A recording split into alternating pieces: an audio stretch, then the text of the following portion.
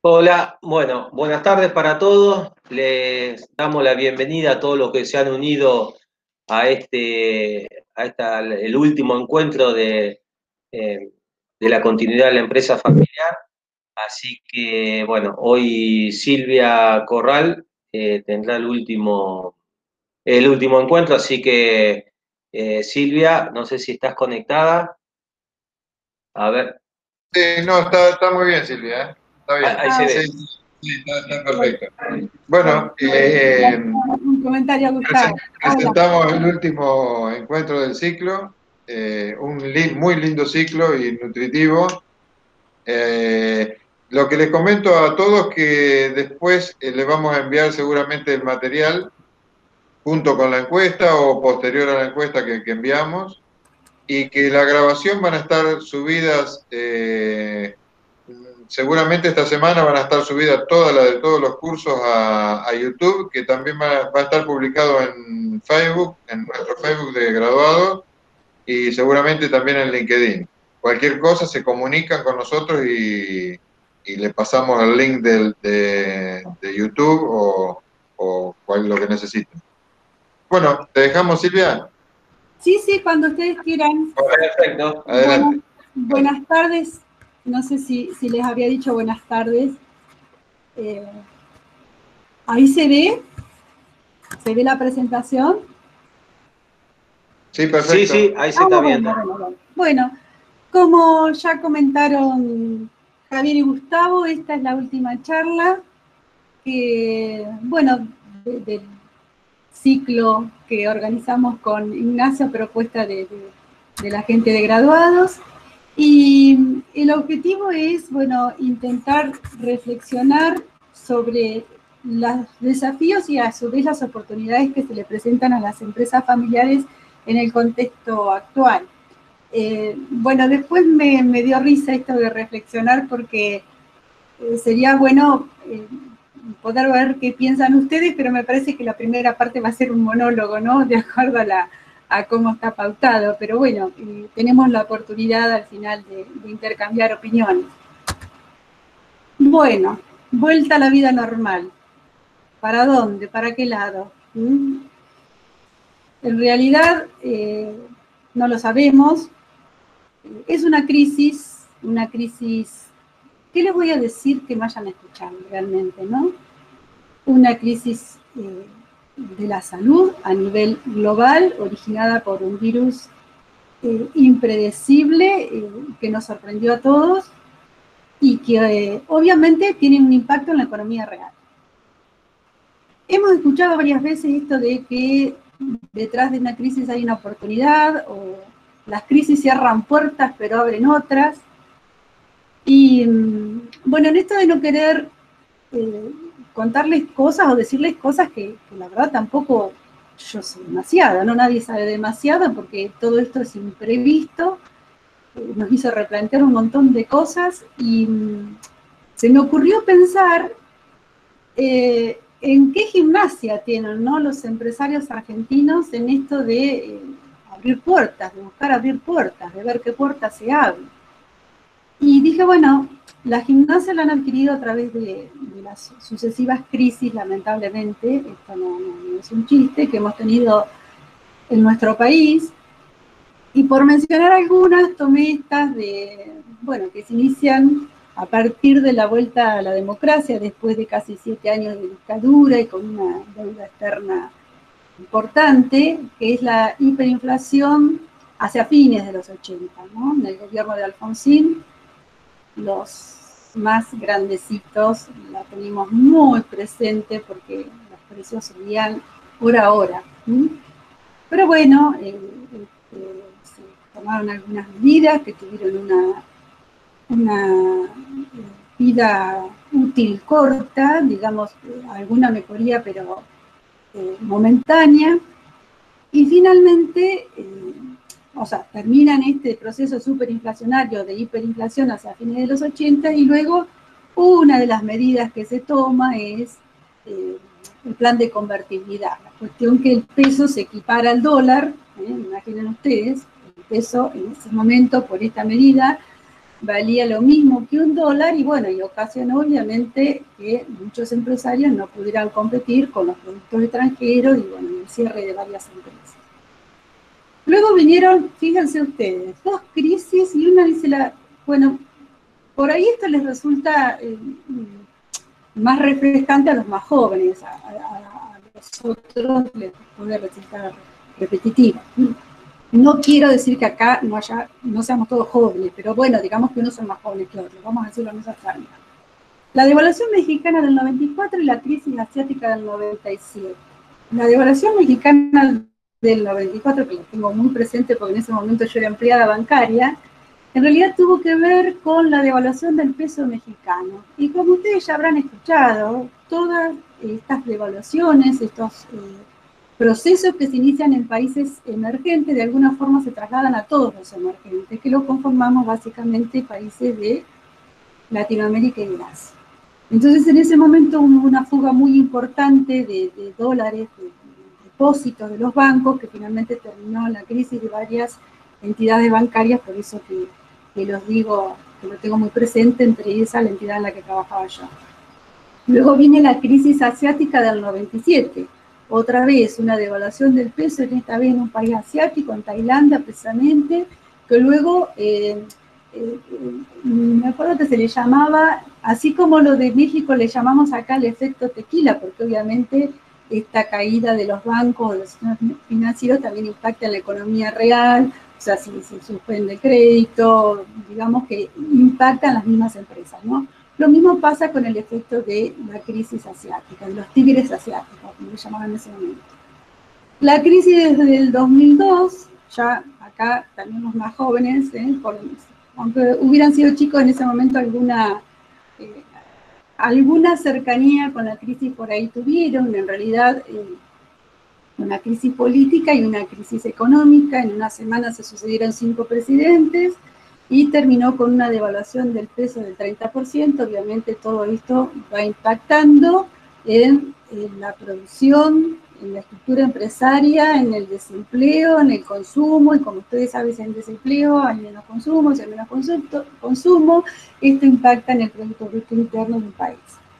La crisis financiera del 2008, que está asociada a la burbuja inmobiliaria de Estados Unidos, cuando se empieza a suspender el crédito en Estados Unidos, esto también impacta obviamente en el consumo y se traslada a la Argentina, el menor posibilidad de exportar, sumada también a una mala cosecha que había tenido, que fue un poco lo que pasó también en la crisis más reciente que tuvimos del 2018, que se origina en la suba de interés de Estados Unidos, y bueno, obviamente los capitales van a donde se paga más. Eso supuso retiros de inversiones y de fondos de nuestro país, como de todos los países emergentes, y nuevamente, ¿no? Se traslada, obviamente, aunque es una crisis financiera, se va a trasladar a la economía real, a una menor productividad, mayor inflación, menos producción y todo lo que eso conlleva. Pero, evidentemente, más allá de las consecuencias en la economía que hemos tenido a través de distintas crisis y estas distintas puertas que se cierran y buscar cómo abrir otras, llegamos a esta que un poco nos sorprende a todos, que es a todos si quieren, pero que es una crisis de la salud, con un impacto a nivel global que todavía no se ha podido medir. Bueno, justamente ayer, ¿no? Ayer se dieron a conocer algunos números, ningún número interesante, digamos, o positivo, sobre el impacto en la economía real, en el Producto Bruto Interno en la Argentina, en el desempleo. Digamos, lo único que se sabe, lo único seguro es la incertidumbre que hay esa figura hacia adelante, porque realmente no hay certeza de cómo se podrá reacomodar rompecabezas de la actividad productiva a nivel mundial. Bien, en esto de abrir y cerrar puertas, ¿no? ¿Qué respuestas estratégicas han podido dar las empresas a las crisis? Bueno, yo estuve justo leyendo este paper en estos días que me pareció muy interesante porque recapitula todas las posibles salidas que han encontrado para tratar de mantenerse o, bueno, o ver cómo paliar las crisis los empresarios. La primera, por ahí, la medida inmediata, podríamos decir, es ver cómo reducir costos, o cómo evitar gastos innecesarios, o cómo dejar de producir o elaborar un mercado, reducir la línea de productos. Es decir, lo que haríamos en cualquier casa, lo que hace cualquier madre o cualquier ama de casa que tiene que cuidar la economía doméstica, a ver dónde puedo reducir. Esta parece ser una medida inmediata y previsible en las empresas, lo que sí es cuestionable su viabilidad a largo plazo. Es decir, en el corto plazo es seguro, pero bueno, ¿cuánto va a durar esta crisis? ¿Hasta cuánto vamos a reducir? Es decir, a largo plazo puede llegar un momento que en esta búsqueda de reducción o de disminución, los empresarios por ahí tienden a reducir en personal y finalmente van a estar necesitando en algún momento esos talentos o esos recursos humanos que en algún momento buscaron reducir. No sé si soy clara, ¿sí? La reducción a corto plazo es una buena respuesta, a largo plazo puede ser una medida contraproducente. La preservación tiene que ver con, es otra estrategia que toman las empresas, que tiene que ver con mantenerse, mantener el nivel de actividad, el nivel de operaciones, mantener el alcance, por ahí es seguida la reducción, reducir pero mantenerme, es decir, mantener el status quo. También parece ser viable en el corto plazo, porque ojo, que para mantenerse también hay que tener recursos. Sobre todo recursos financieros. Si no los tengo, por lo menos la posibilidad de acceder a los mismos, es decir, no sé, mediante un crédito bancario, por ejemplo. Otra que es la deseable para todos es poder innovar. Es decir, a pesar de la crisis, encontrar esas famosas puertitas, ¿no? ¿Dónde están las oportunidades para poder irme a otros negocios o a otros nichos que no están bien atendidos?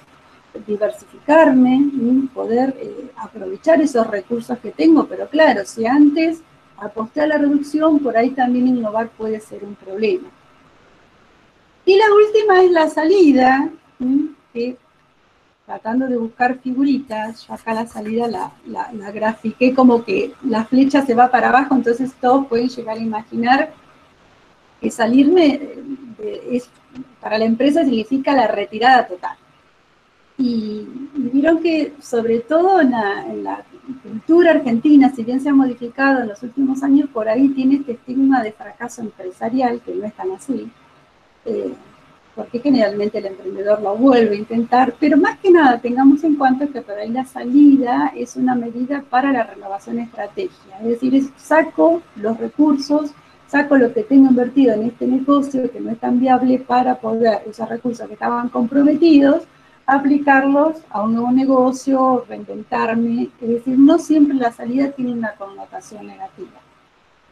Más allá de que lamentablemente, porque la verdad en este momento estamos escuchando de cierres de empresas, de números que asustan a nivel global y a nivel local, porque obviamente, digamos, a partir de esta pandemia todos los gobiernos en mayor o menor medida han tomado medidas que tienden a proteger la salud o a preparar el sistema de salud, pero bueno, en este camino muchas empresas han sido desatendidas, o sea, la actividad por ahí ha sido desatendida. Las medidas han variado en cuanto a rigurosidad en cómo se han tomado, por ejemplo, con respecto al confinamiento, pero más o menos a eso han apuntado los países por esta cuestión de que no estaban tan preparados para, algunos sí, otros no, para atender las consecuencias de este virus en la salud.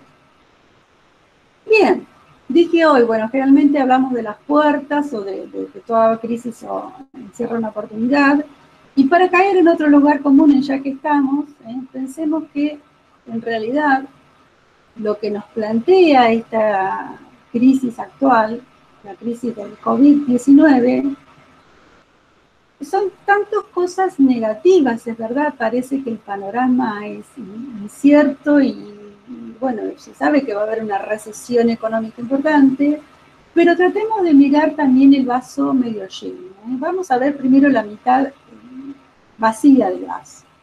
Es cierto que el periodo de recuperación va a ser lento. Todavía no sabemos cuándo va a ser la salida, o sea que tampoco sabemos acerca de cómo se va a instrumentar y cuánto va a durar el periodo de recuperación. Es cierto que existe un choque real entre oferta y demanda. Es decir, los consumidores, todos estamos consumiendo menos o consumimos lo indispensable por distintos motivos, ¿no? Puede ser por una disminución de los ingresos, o puede ser porque no vislumbra o no es positivo respecto al futuro, entonces, ¿para qué voy a comprar? Puede ser. Y también la oferta disminuyó, porque digamos, entre estas medidas se han cerrado o se ha limitado la actividad a un montón de actividades que no son esenciales, entonces se corta la provisión de recursos, se corta la cadena de pagos, entonces hay un choque real entre oferta y demanda. Se han modificado los hábitos de consumo y de trabajo, relacionado con lo que decíamos recién. Muchas empresas tienen que tomar estas medidas sí o sí porque están obligadas a reconvertirse. Y el mayor problema es que dijimos, bueno, ojo que para mantenernos, que reducir puede ser bueno en un primer momento, en algún momento va a dejar de funcionar. Y para mantenernos luego hay que contar con recursos, o sea que también mirando la mitad vacía del vaso, la mitad media vacía, digamos, tengamos en cuenta que no todas las empresas van a contar con los recursos, ya sea porque no los poseían antes, porque realmente venimos de procesos complicados, o porque tampoco podrían acceder ahora al crédito, o bueno, porque no los tenían ni pudieran acceder a los mismos. Sin embargo, si miramos la mitad media llena del vaso, también hay oportunidades de crecimiento, o sea, también se podría aprovechar aquellos espacios que vayan dejando otras. Esto es horrible decirlo, pero es así, ¿sí? O adaptación de recursos para intervenir en otros negocios ya existentes, o oportunidades para aquellos que están cerca de clientes o han logrado diversificarse. Hay, digamos, a ver, hay cosas que son feas de decir, ¿no? Por eso esto de la reflexión tipo monólogo me cuesta un poquito más, pero dijimos hoy que, y de hecho ya lo sabemos, ¿no? Que una consecuencia es el desempleo, o sea, esta es la parte fea. Pero bueno, también tengamos en cuenta que esas empresas que logran mantenerse, que logran salir a través de la innovación o de encontrar esa oportunidad, esa puerta, también se van a encontrar entonces, pasado este proceso duro, con mucha mano de obra cualificada. Y nuevas formas de trabajo. La reducción de la jornada y el teletrabajo que ya parece, digamos, una realidad. Bueno, por lo menos en mi hogar se ha implementado y en muchos hogares se ha implementado, la gente trabaja a distancia. Y justamente miren qué casualidad, que esta mañana recibo esta nota.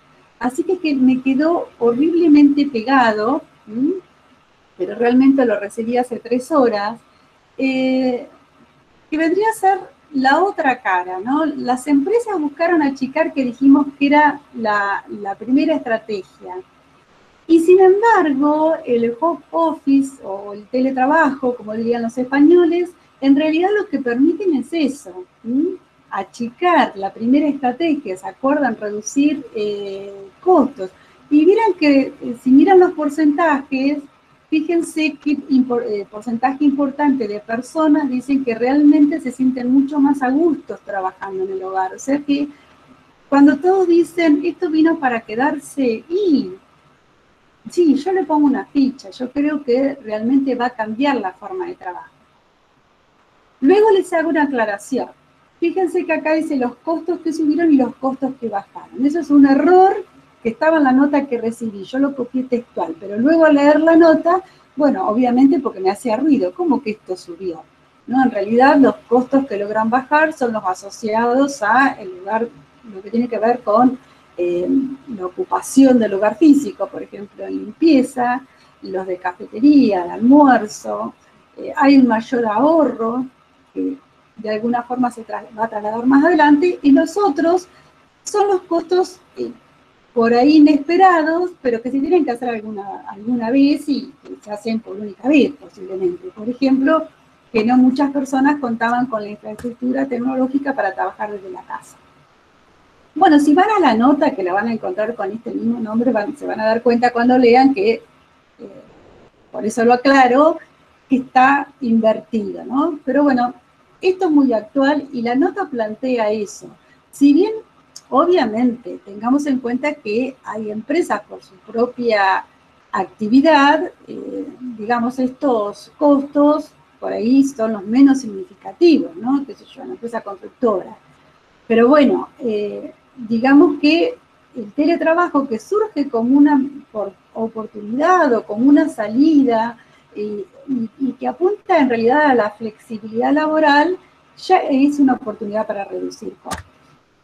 Bien, pero vamos a concentrarnos en las empresas familiares que en definitiva son las que nos ocupan y que según vimos en el primer encuentro siempre podemos observar determinadas ventajas, pero en realidad conocerlas es importante porque hace a la particularidad de su gestión, ¿sí?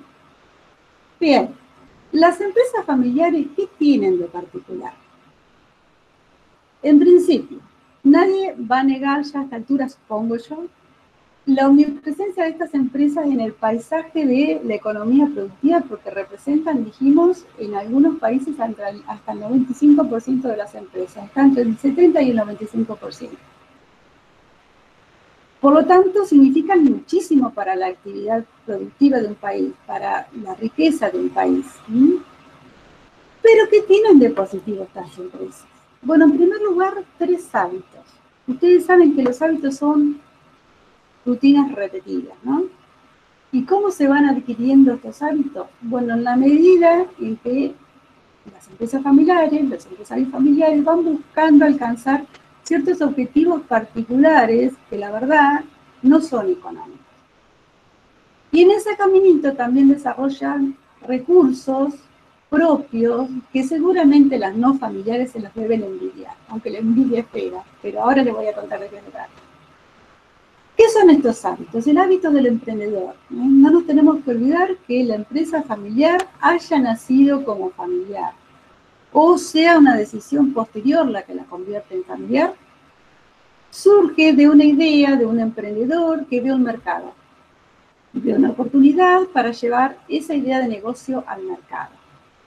Este hábito del emprendedor hace al mismo tiempo que el emprendedor, incluso sus sucesores, busquen cómo puede sobrevivir la empresa y van a estar buscando emprender nuevos negocios. En realidad, muchos dicen que los sucesores tienden a cuidar el negocio y que el emprendedor es el padre, el que lo fundó, o el abuelo, como quieran. Pero hay estudios recientes que dicen, porque también hablemos de las diferencias generacionales, que las generaciones más actuales tienen esta idea de hacer cambios estratégicos en las empresas familiares, cambios en el liderazgo, de reinventarse, y son porcentajes muy altos, todos superan el 70%. El hábito de la preservación, lógico. La empresa familiar es una empresa que tiene una visión a largo plazo, y esta visión, ¿cuál es? Transferir la empresa primero a los hijos y después a los nietos y que se perpetúe en lo posible el apellido familiar. Ese hábito de preservación le juega a favor a la empresa familiar, porque va a tratar de buscar soluciones en la crisis, va a tratar de abrir puertas. Y el hábito de compartir es esta idea de que, ¿se acuerdan que dijimos que en la empresa familiar de pronto la familia invadía lo que era empresarial?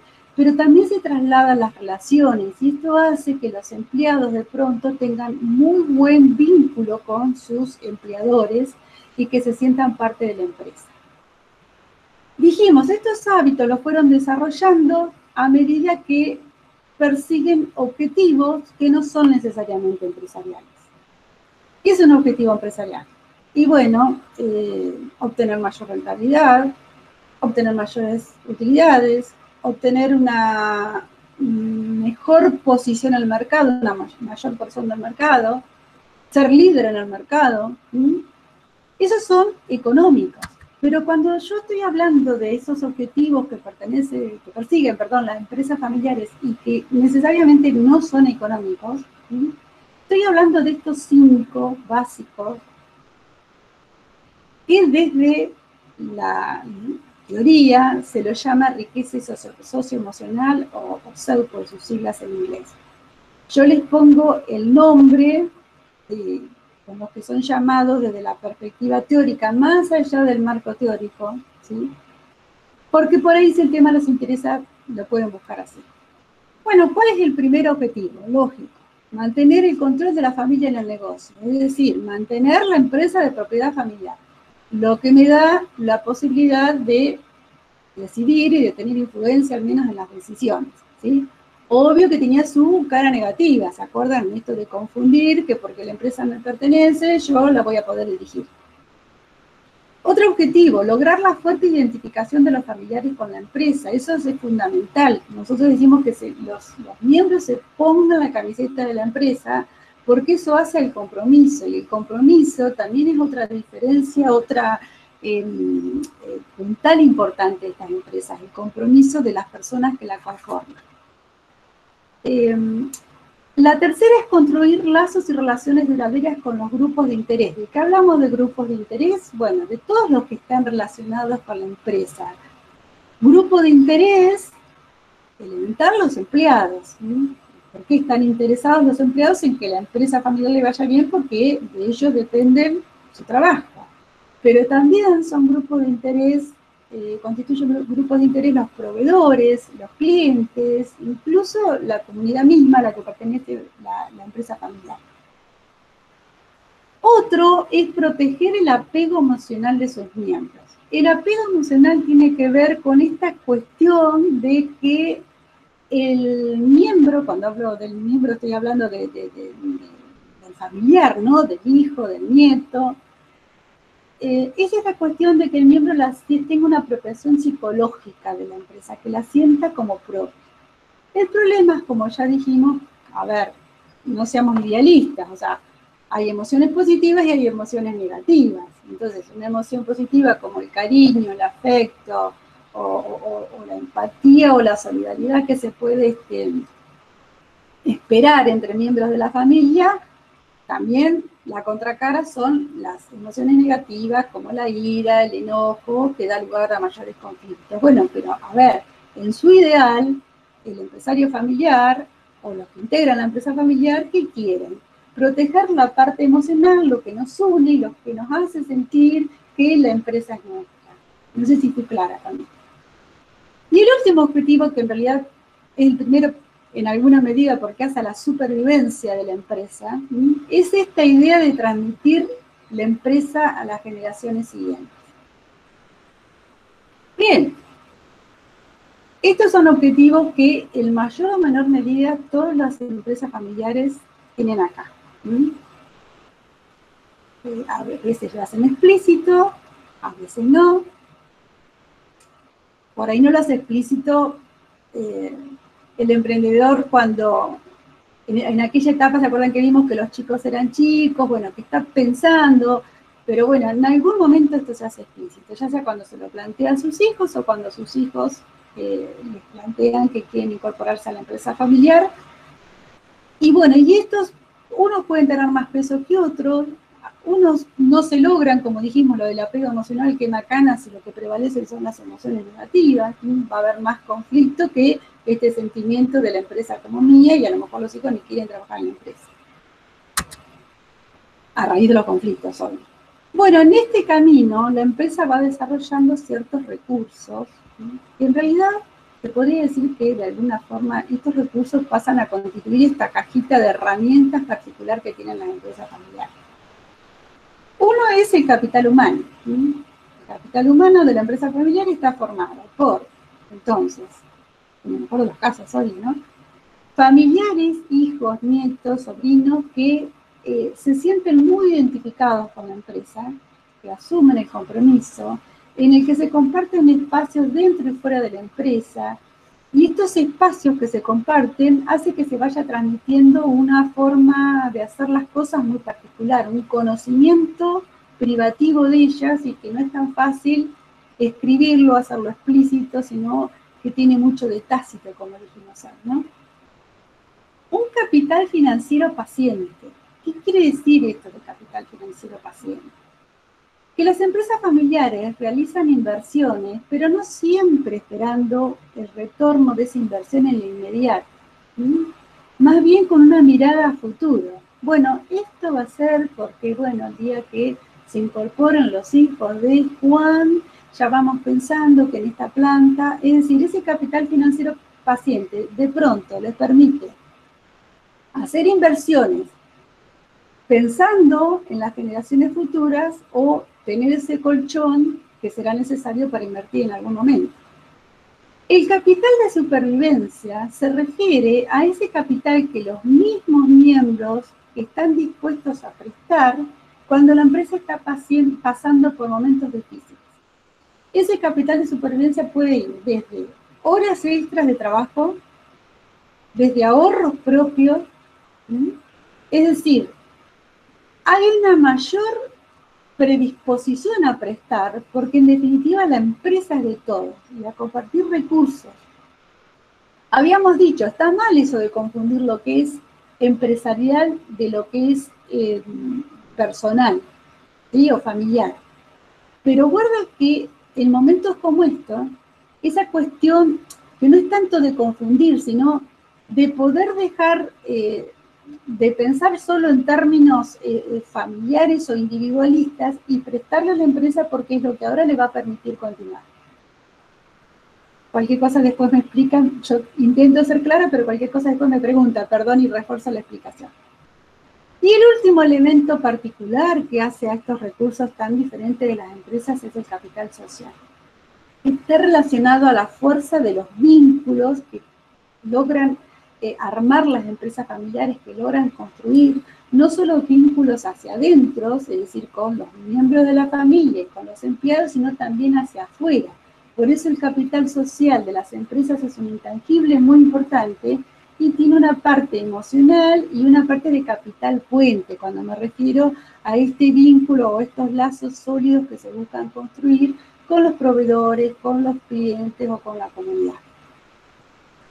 Miren, cuando apareció esta noticia de las intenciones del gobierno de expropiar Vicentín y veíamos que la gente de Reconquista y de Avellaneda, que son dos localidades que están pegadas, salía a la calle en plena pandemia con sus barbijos, lo primero que dije es, bueno, eso es una manifestación del capital social que logró construir la empresa. Es decir, obviamente es una empresa que da mucho trabajo en la zona y que significa mucho en la economía para Reconquista y Avellaneda, y para pequeños grupos de proveedores de la zona, pero obviamente eso era una representación de lo que significaba la empresa, una manifestación del capital social. Bien, estos aspectos entonces son claros diferenciadores de las empresas familiares, sobre todo lo del capital social, que tiene mucho de capital social familiar, o sea que capital social, vínculos, construyen todas las empresas, pero este tiene la particularidad de que se construye con mucho de lo que la misma familia tiene, los valores de la familia. ¿Sí? Y bueno, y en algunos aspectos vieron que decíamos, bueno, está bueno que quieran mantener la propiedad, pero se puede confundir que porque la empresa de ellos la quieren dirigir, es decir, le podemos ver el lado brillante y el lado oscuro si quieren, ¿no? Pero lo que no podemos discutir que estos objetivos y estos recursos son los que van a impactar tanto en sus salidas estratégicas, en estas posibilidades de abrir puertas y otras se van cerrando, y por lo tanto de impactar en su supervivencia. Los efectos positivos derivados de la intencionalidad de protegerlos siempre van a superar ampliamente a los negativos, en este sentido. Bien, aprovecho para contarles que estaba leyendo un paper de un trabajo, una investigación que se hizo. A ver, lo quiero aclarar bien, ¿no? Es un trabajo académico, o sea, es un trabajo de alguien que está en la trinchera trabajando día a día en la empresa familiar y uno puede entender por ahí las diferentes miradas. Y otra cosa que quiero aclarar, que es un trabajo realizado en países como Austria, Suiza, Alemania, Italia y no me acuerdo el otro, eran 5 países. Pero en definitiva lo que sacaban como conclusión, de acuerdo al trabajo, era que esta crisis del COVID les había permitido lograr una mayor cohesión entre empleados familiares y no familiares, es decir, reforzar el capital social. Y que muchos empleados de los mayores, que por ahí no estaban muy muy cercanos a la tecnología, hasta habían asumido la necesidad del teletrabajo e incluso, miren esto hablando del capital de supervivencia, de hacer préstamos a la empresa para que la empresa pudiera continuar. Reitero, estoy hablando de otro contexto, es un estudio que a mí me encantaría poder hacer acá para ver con qué nos encontramos, pero acá estoy hablando de cómo de alguna forma todos entienden de lo valioso de esas relaciones que han logrado construir y cómo todos colaboran a formar ese capital de supervivencia de que hablábamos hoy. Bien, entonces dijimos en la primera clase, ¿por qué formar una empresa familiar? Si al final, si miramos a las estadísticas, pareciera que a nivel mundial se cumple la regla del 30-13-3.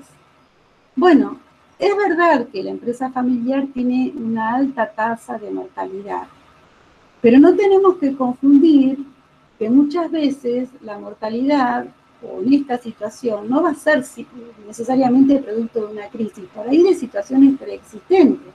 ¿Sí? Es decir, de no haber manejado bien esas desventajas que vimos que terminan golpeando de alguna forma a todas las empresas familiares, de no haberlas sabido detectar a tiempo, de darle empleo a todos los familiares por el solo hecho de cortar el apellido. Voy a tomar agua para no trabarme más. Me voy a seguir trabando, pero con el agua lo voy a... Espero que con el agua por ahí sea menor. Decíamos, esta cuestión de no darle trabajo a todos los miembros simplemente por ser miembros de la familia, por ser familiares. Esta cuestión de pagarle más porque son familiares, de confundir lo que es de la empresa con lo que es de la familia, de confundir los flujos, de tener un producto o estar produciendo un producto o atendiendo una parte del mercado con algo que ya no funciona, pero hay una especie de cariño porque este producto, bueno, fue el que puso el abuelo en el mercado.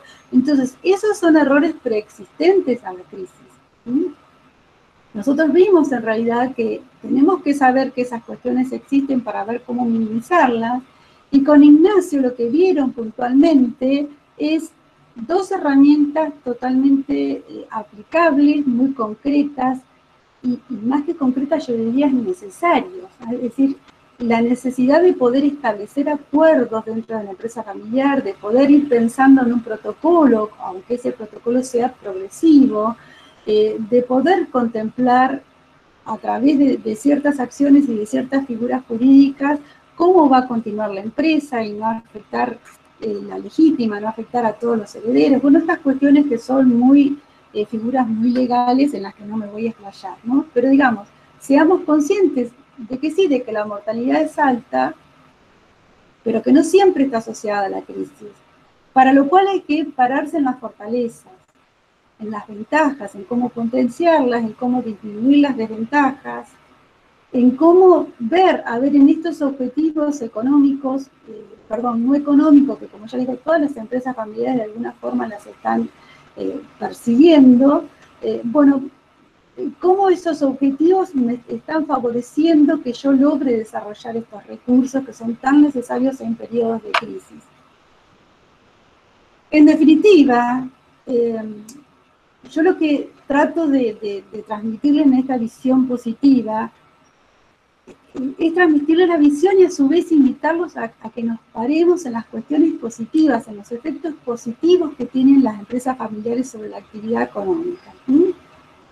que puede establecer relaciones laborales de calidad, que tiene visión a largo plazo y esto juega a favor en su supervivencia, en su estabilidad, que estimula el espíritu emprendedor por esta cuestión de que tenemos que sobrevivir. Este es el legado para la familia, ¿sí? Que genera oportunidades de riqueza, que también con esto de buscar abrir puertas y sobrevivir, también genera oportunidades o busca detectar oportunidades. ¿Sí?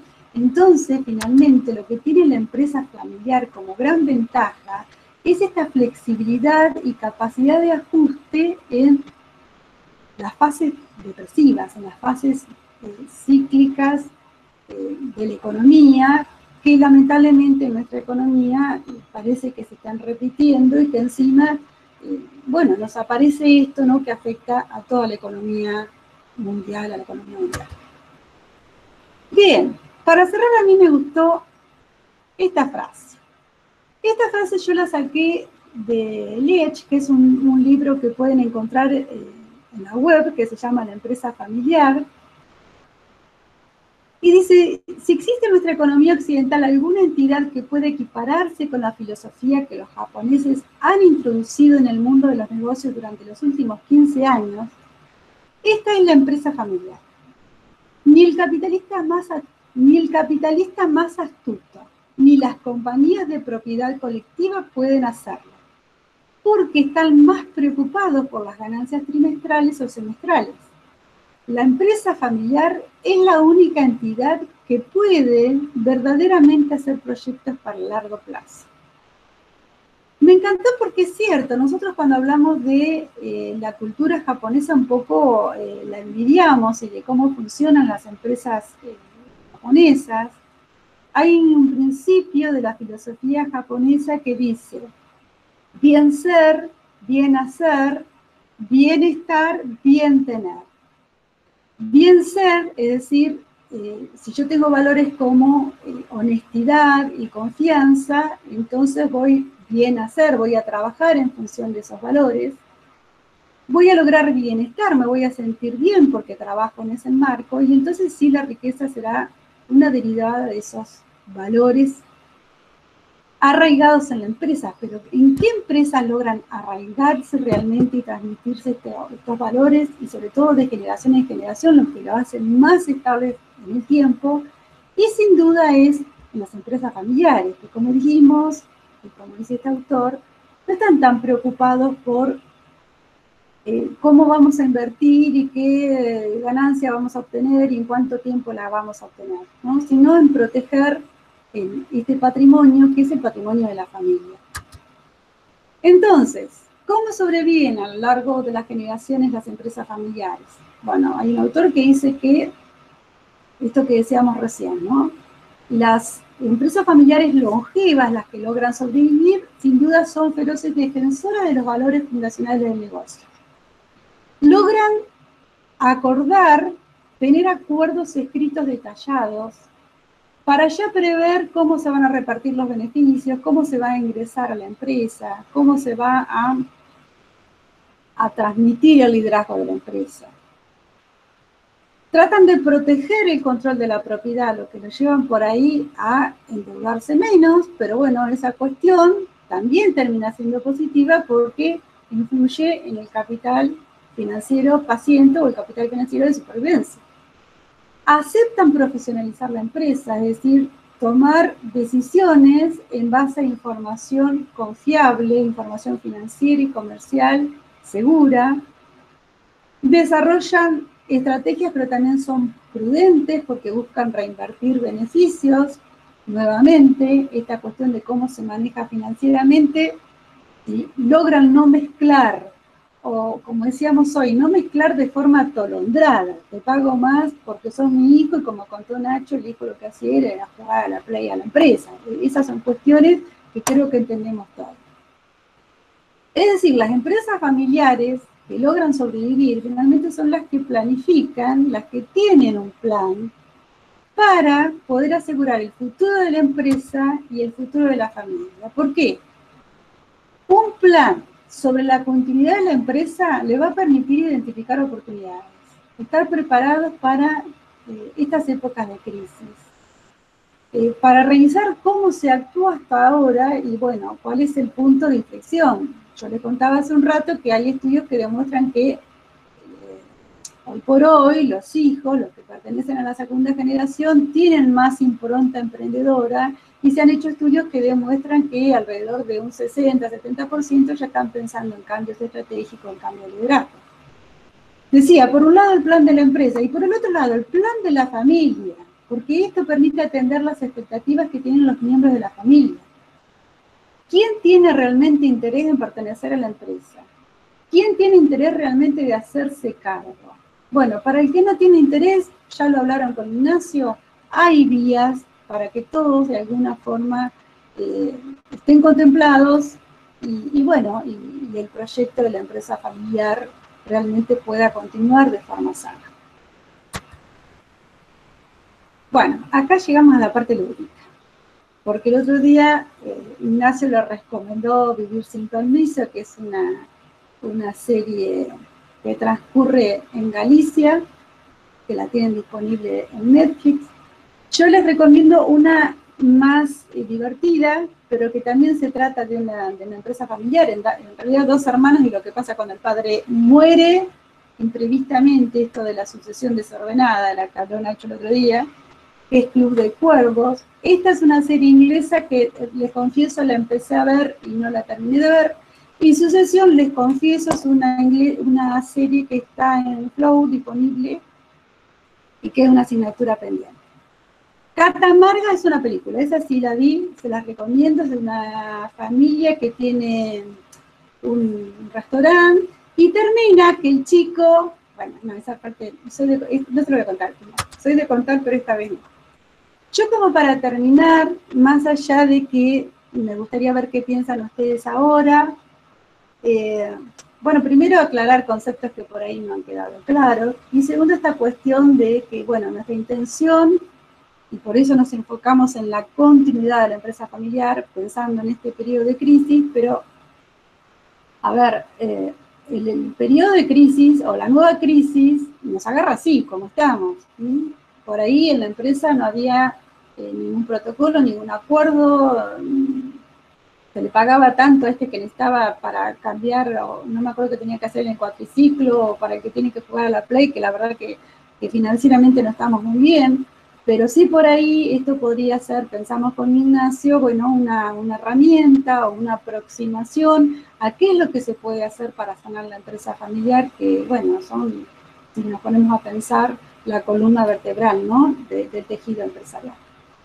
Yo no sé qué puede interesarles, así que, bueno, Nacho propuso que le escribieran por dudas particulares, y acá mi idea fue dejarles estos 3 sitios. El primero es el sitio del Instituto Argentino de la Empresa Familiar y el segundo del Instituto de la Empresa Familiar de España, donde van a encontrar muchas lecturas. Y el tercero es de Dialnet. Dialnet es un repositorio de la Universidad de La Rioja, de España, y ahí, así con ese link ya entran a lo que es empresa familiar, y ahí buscan, por ejemplo, quieren saber más sobre recursos propios. Recursos propios, en la teoría tiene un nombre particular que se llama familiaridad o families, así que lo pueden buscar para ahí. Por supuesto, si quieren algo en particular, me escriben. Esto es como a grosso modo porque no sabía cuál era el interés de cada uno. Bueno, lo que a presentación se refiere, yo no tengo más que agradecerles a ustedes por haberme escuchado y haberme dado la oportunidad de presentar un tema, bueno, que siempre ha despertado mi interés, mi curiosidad, que me encanta leer sobre empresas familiares. Y bueno, y estas reflexiones obviamente las he tenido respecto a cómo se pueden sortear este momento las empresas familiares, y obviamente las he ordenado para tratar de transmitírselas a ustedes en este último encuentro. Así que, bueno, dicho esto, no sé si tienen alguna duda, alguna pregunta. Silvia, si llegás a salir de la presentación, hay 3 preguntas, una que fue casi al inicio, por ahí si empezamos a responder, capaz que alguien Dale, sí, sí, sí, sí, buenísimo. A se ver. animan y por ahí hacen alguna otra consulta. Hola, Catalina, Sandra, Daniel, muchos conocidos, a ver si me la estoy viendo. Ah, mini emprendimiento, sí. A ver, la salida de innovar, para innovar, ¿no? Carolina dice, lo que noté es que varios conocidos empezaron a hacer mini emprendimientos, ¿sí? Carolina son conocidos que ya tenían una empresa familiar o hay gente que vio una oportunidad y está emprendiendo ahora en este momento. Perdón, no tengo la garganta bien y por eso...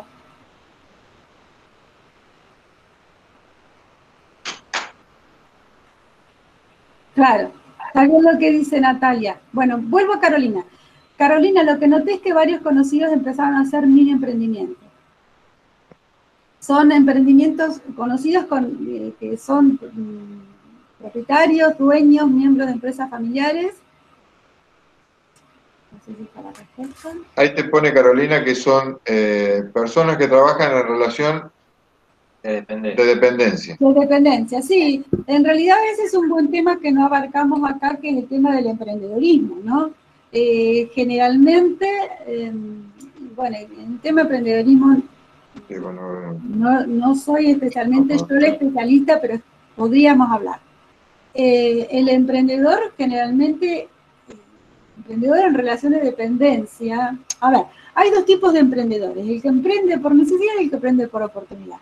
Y generalmente vos me decís que es alguien que está trabajando en relación de dependencia. El típico caso del emprendedor por oportunidad. Es decir, que tiene un trabajo, no tendría por qué ponerse a ver qué puedo hacer, pero sin embargo ve la oportunidad y ve el mercado en este momento para ese producto que estuviera realizando. ¿Sí? ¿El de oportunidad está mal? No, no está mal. Perdón, el de necesidad está mal que emprenda por necesidad. No, no está mal que emprenda por necesidad. Lo que se dice es que por ahí el que emprende, como estos amigos que vos me decís, Carolina, que está teniendo un negocio, teniendo un ingreso, ve la necesidad, es como que la salida al mercado va a ser más pensada y más planificada. No sé si me explico. Es decir, antes de largar el trabajo, va a ver que la cosa funcione. ¿Entiendes? ¿Sí? Sí, sí. Bien. Después Natalia hace una aclaración desde cómo está armado la nota. Claro, yo le estaba haciendo la mirada, porque dije, una de las primeras salidas que tienen las empresas para la crisis, no se discute la viabilidad a largo plazo, no que tome la medida, casi es lo que hacemos todos en el ámbito del hogar. A ver, ¿dónde reducimos? ¿Sí? Lo primero que cortamos por ahí es el cable, no sé. ¿Dónde reducimos? Entonces, bueno, era una mirada de cómo el teletrabajo finalmente es una salida inesperada incluso para lo que es docencia, más allá de que nosotros lo usamos en nuestra facultad, pero bueno, cómo el teletrabajo finalmente termina siendo una salida para esa primera estrategia, ¿no? Dada la flexibilidad.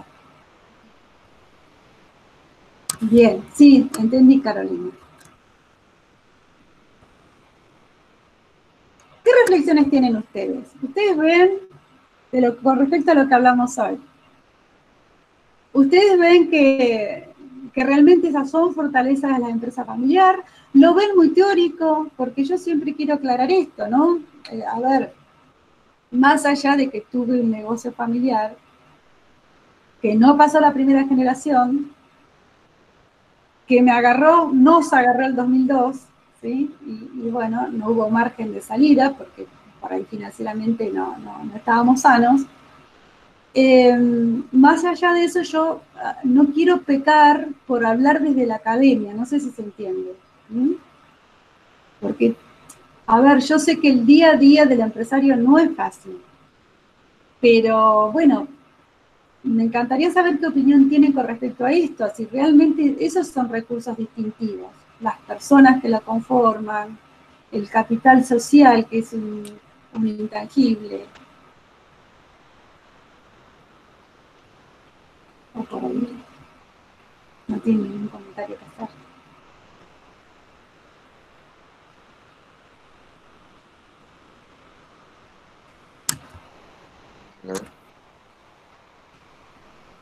Ahí Natalia te repregunta Sí, una que había quedado colgada. Sí. Identificás como reto la gestión de los recursos humanos en las empresas familiares. Bien, Sí. vieron que con esto de que son 4 en 4, 4 horas, nosotros tratamos de enfocarnos mucho en lo que tiene que ver con continuidad, ¿sí? Ignacio lo abordó más que nada desde las herramientas legales y ahora tratamos de verlo en relación a, bueno, estratégicamente, ¿qué es lo que puede hacer y qué tiene a favor para afrontar la crisis? ¿Qué tiene como herramienta? Con respecto a la gestión de los recursos humanos, por ahí podría dar para otra charla, ¿no? En realidad, dijimos, bueno, las empresas familiares, en general, tienden a establecer relaciones más sólidas con los recursos humanos. Estamos hablando de los recursos humanos no familiares, Natalia, eso entiendo, ¿no? ¿Sí? Entiendo que de los no familiares. Bueno, en realidad tienden a establecer relaciones más sólidas. Y la preocupación, o sea, mantener el recurso humano en época de crisis, eso es un problema también para la empresa familiar, por esta cuestión de que todos somos una gran familia, que pareciera ser un poco la frase de ellos, o aunque no lo digan, así lo sienten. Obviamente, estamos hablando de sistemas sociales, entonces las empresas familiares son heterogéneas por naturaleza, como son heterogéneas las familias. A veces, por salvar al recurso humano familiar, en estas situaciones se podría poner en riesgo o no el recurso humano no familiar. A veces no se les da las mismas oportunidades a todos. Pero bueno, por ahí sería interesante para hablarlo, dedicarle otra charla, ¿no? ¿Sí? No sé si hay alguna problemática puntual. Como retos, bueno, yo te transmití lo que había leído recientemente de ese estudio que habla de cómo finalmente la crisis sirvió para verificar que había más cohesión entre recursos humanos familiares y no familiares en las empresas, y cómo los que eran no familiares estaban dispuestos a aportar ese capital de supervivencia. O sea, que eso, a ver, ¿pasarán las no familiares? No tengo la respuesta, pero pareciera que es un atributo o una fortaleza de las familiares, por estos vínculos que logran establecer. Reitero, no sé si tu pregunta por ahí era, apuntaba a una situación puntual y concreta, y en ese caso no también es posible. Creo que dice. Buenas tardes, Silvia. Vi que la pandemia sorprendió mucho y la posibilidad de trabajar por home office era algo impensado, que surgió improvisadamente, pero son tareas de costumbre presencial y el solo pensamiento de volver a la fase 1 desgastante. Lo psicológico pesa en la relación a la familiar. Y sí, sin duda. Sí. En realidad, esta cuestión, yo lo dije así a la pasadita, pero esta cuestión de la disminución del consumo tiene un aspecto psicológico también. Esto de, bueno, si no sé lo que va a pasar, ¿para qué voy a consumir? ¿Para qué me voy a comprar esto? ¿Sí? Y lo mismo pasa con el trabajo. Ahora, con el trabajo a distancia, que es cierto que surgió improvisadamente y que muchos tuvieron que reacomodarse, pero también es cierto que, a ver, claro, también es cuestiones de personalidad. Hay gente que está mucho, ahí en ese porcentaje, bueno, yo saqué la presentación, creo, pero vieron que había un 60% que estaba contento de trabajar en la casa. Es decir, la palabra contento es muy simple, ¿no? Pero bueno, que veía positivamente esta cuestión de trabajar en la casa. Por supuesto que a otro porcentaje importante le falta la interacción, como los chicos en el colegio. Todo bárbaro, pero para un chico fundamental que crezca y que se vaya desarrollando junto a sus compañeros. La interacción es fundamental. No sé si le contesté, Agustina, o le confundí, le agregué confusión a la cosa. Porque en realidad son casualmente esto, reflexiones, ¿no? Lo que piensa cada uno. ¿Alguien más?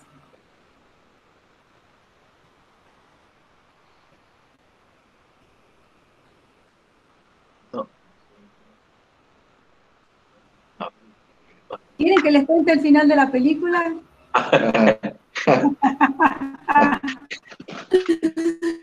Bueno, pero cuando miren esa serie o estas películas, van a ver muchas cuestiones. No, me muero por decirlo, porque por ahí son, en todas van a ver algo, ¿no?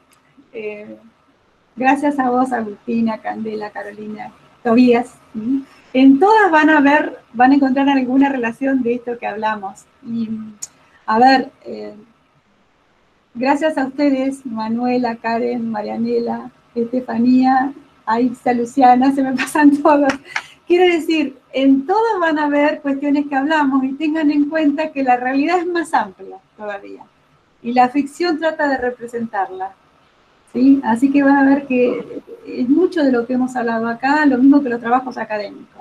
Obviamente que la realidad, como digo yo, el trabajo en la trinchera, en la empresa, y hay que estar en el día a día, y hay que ser argentino, empresario argentino, que encima no es para cualquiera, ¿no? Pero bueno, estos trabajos, esta teoría intenta reflejar, intenta acercarlos, y lo más valioso es esta cuestión de saber cuánto se puede hacer para mejorar y que existen herramientas legales para proteger la empresa familiar.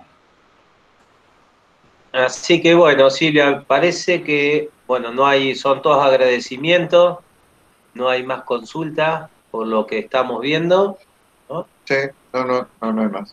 Bueno, yo les agradezco a ustedes. Sí, agradecerte a vos, a Nacho, porque la verdad que, bueno, ha sido un ciclo muy bueno. La verdad que han quedado muchos conceptos, nos han dejado muchas herramientas como para... Herramientas, eso sí, totalmente. Da para seguir hablando mucho más, como decías vos, Ignacio también, pero la verdad que por lo menos las herramientas, nos han dejado estas herramientas y de ahí en más, bueno, se podrá profundizar en cada tema, ¿no? Sí, lo que necesiten, si quieren algo en particular, porque ya les digo, les pasé esos links, de mi parte, suena horrible decirlo así, pero porque bueno, tienen que ver, pero van a encontrar, si buscan ahí van a encontrar sobre protocolo también. Lo que pasa que, bueno, hay cuestiones, herramientas legales que tendrán que ver si el autor es argentino, ¿no? Pero protocolo es algo que está muy desarrollado, van a encontrar en esos links en cualquier lugar, por ejemplo. Perfecto. Bueno, te agradecemos. Cerramos el ciclo agradeciéndole mucho a vos y también a Nacho, a los dos. Si no pudo estar, Nacho. Bueno, sí, pero ya lo va a escuchar. Sí. Bueno, yo nuevamente les agradezco a ustedes. Muchas gracias. Por favor. Muchas gracias. Gracias a ustedes. Gracias. Chau. Gracias. Gracias, Catalina. Bien.